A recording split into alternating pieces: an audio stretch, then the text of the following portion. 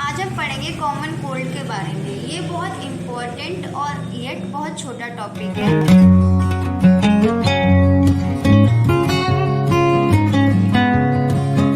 तो जो common cold होता है, जो जनरली हम सबको हो जाता है बार बार, तो ये होता है राइनो वायरस की वजह से।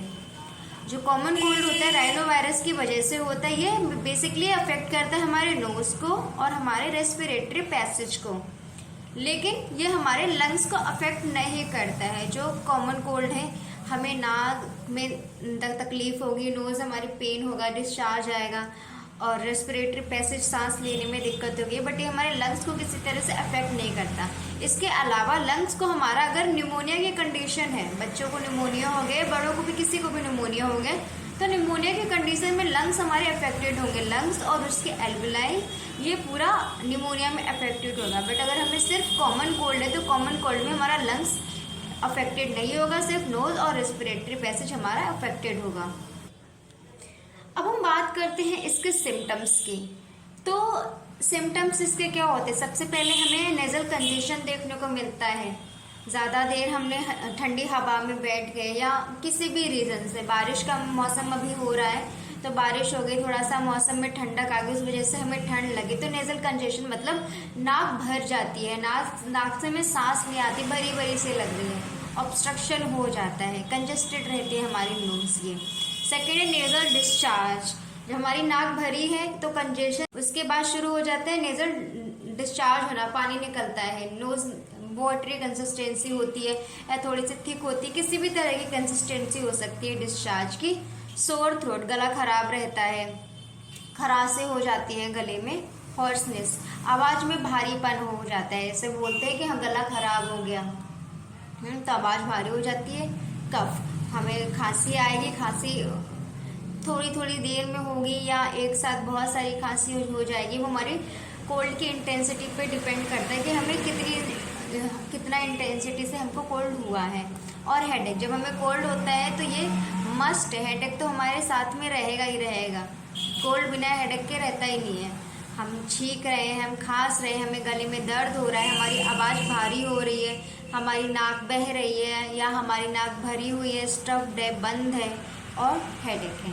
इसके अलावा हम ड्यूरेशन की बात करें तो जो नॉर्मल कॉमन कोल्ड है ये कोई बहुत ज़्यादा बड़ी दिक्कत की बात नहीं है। जो नॉर्मली हमको हो जाता है ठंड लगने से या किसी और चीज़ से, तो ये इसकी जो बेसिकली ड्यूरेशन है 3 से 7 दिन के अंदर ठीक हो जाता है। अगर आपको कोल्ड हुआ, आपने मेडिसिन ली तो भी, और आपने मेडिसिन नहीं भी ली तो भी ये 7 दिन के अंदर ठीक हो जाएगा।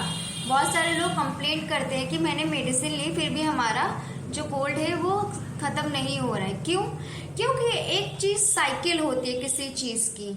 हर डिसीज़, हर सिम्टम्स की एक साइकिल होती है हमारी ह्यूमन बॉडी में। अगर हमें कुछ इन्फेक्शन हुआ है तो उसकी एक साइकिल पैटर्न है कि हमारी बॉडी में आज इंसर्ट हुआ है तो धीरे धीरे अब निकल जाएगा। तो अंदर, बॉडी के अंदर आने से, इन्फेक्टेड होने से इससे बाहर जाने तक का जो पूरा ड्यूरेशन होता है वो इसको साइकिल कहते हैं कि ये इसकी साइकिल है। तो जो नॉर्मल ड्यूरेशन कॉमन कोल्ड की है वो 3 to 7 डेज होता है। तो 7 दिन हम देते हैं कि हाँ 7 दिन के अंदर आपका कॉमन कोल्ड ठीक हो जाएगा। तो आप मेडिसिन ले रहे हो, कोई दिक्कत नहीं है, नहीं ले रहे हो तो भी कोई दिक्कत नहीं है। बट अगर आपका कोल्ड 7 दिन से ज़्यादा टिका रहता है, 8 दिन, 9 दिन, 10 दिन हो गए लेकिन ख़त्म ही नहीं हो रहा, तो आपको मेडिसिन फिर ज़रूर लेनी है। 7 दिन तक चलो आपने नहीं लिया, वेट किया कि यह कॉमन कोल्ड ख़त्म हो गया। अगर इसके ज़्यादा इंक्रीज होता है तो आपको मेडिसिन लेनी है, डॉक्टर के पास दिखाना है, चेकअप कराना है कि क्या दिक्कत है, आपको सिर्फ कॉमन कोल्ड है या किसी और वजह से आपको ये सारे सिम्टम्स हैं। तो ये इसकी ड्यूरेशन हो गई। अब हम स्प्रेड की बात करते हैं। तो ये थ्रू ड्रॉपलेट्स के थ्रू स्प्रेड होता है। ड्रॉपलेट्स मीन्स आप किसी रूम में हैं या आपके पास कोई ऐसा पर्सन है जिसको कोल्ड हो रखा है, तो अगर उसे छींका, खांसा, तो उसके थ्रू जो भी ड्रॉपलेट्स आ रही है वो आपके पास तक आए तो आपको उससे ये कोल्ड होने की पूरी संभावनाएं है। तो ये ड्रॉपलेट इन्फेक्शन के थ्रू हो जाता है, ये कोई और इसका रीज़न नहीं है। कॉमन कोल्ड इतना सिंपल सा ही है। तो आई होप कि आप सबको अच्छे से समझ आ गया होगा, बहुत कुछ ज़्यादा डीप में नहीं है कॉमन कोल्ड में, बस हमें इतना पता होना चाहिए, इतना बहुत है कि किस तरह से फैलता है, इसका ड्यूरेशन क्या होता है, इसके सिम्टम्स क्या होते हैं, और ये हमारे बॉडी में कहाँ कहाँ अफेक्ट करता है, हमारे बेसिकली रेस्पिरेटरी पैसेज को और नोज को अफेक्ट करता है, और ये किस वायरस की वजह से होता है। Thank you.